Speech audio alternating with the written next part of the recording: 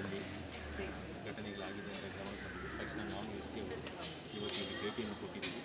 ಸಂಪೂರ್ಣವಾಗಿ ಈ ದೇವಸ್ಥಾನ ಏನೇನು ಸೌಲಭ್ಯಗಳಿದೆ ಎಲ್ಲವನ್ನು ಕೂಡ ವೀಕ್ಷಣೆಯನ್ನು ಮಾಡಿದ್ದೀವಿ. ಈಗ ಅಸಿಸ್ಟೆಂಟ್ ಕಮಿಷನರ್ ಅವರಿಗೆ ಸೂಚನೆಯನ್ನು ಕೂಡ ಕೊಟ್ಟಿದ್ದೀವಿ.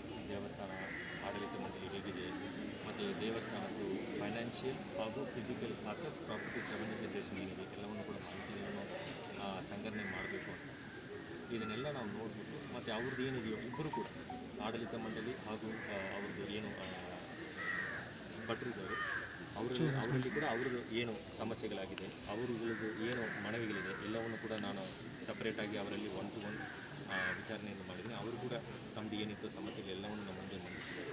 ಎಲ್ಲವನ್ನು ನೋಟ್ ಮಾಡ್ಕೊಂಡಿದ್ದೀವಿ. ಇದ್ರ ಬಗ್ಗೆ ಸೂಕ್ತ ವರದಿಯನ್ನು ಸರ್ಕಾರಕ್ಕೆ ಆದಷ್ಟು ಬೇಗನೆ ಕಳಿಸ್ಕೊಡ್ತೀವಿ.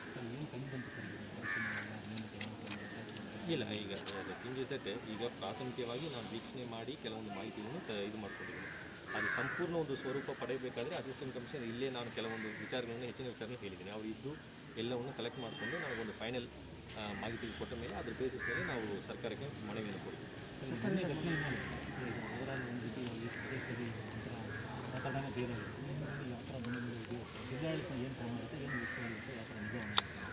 ಈಗ ನಿನ್ನೆ ಘಟನೆ ಆಗಿದೆ, ತಕ್ಷಣ ನಾವು ಇಲ್ಲಿ ಬಂದು ಎಲ್ಲ ವೀಕ್ಷಣೆ ಮಾಡಿ ಇಬ್ಬರದ್ದು ಕೂಡ ಏನು ಸಮಸ್ಯೆಗಳಿದೆ ಎಲ್ಲವನ್ನು ಎನ್ಕ್ವೈರಿ ಮಾಡಿದ್ದೀವಿ. ಮತ್ತು ಈ ಒಂದು ಮುಂದಿನ ದಿವಸಗಳಲ್ಲಿ ಯಾವ ರೀತಿಯಲ್ಲಿ ಭಕ್ತರಿಗೆ ಅನುಕೂಲ ಆಗಬೇಕು, ಯಾವ ರೀತಿಯಲ್ಲಿ ಮಾಡಬಹುದು ಅದ್ರ ಬಗ್ಗೆಯೂ ಕೂಡ ಚಿಂತನೆ ಮಾಡಲಿಕ್ಕೆ ನಾವೊಂದು ಶುರುವನ್ನು ಮಾಡಿದ್ದೀವಿ.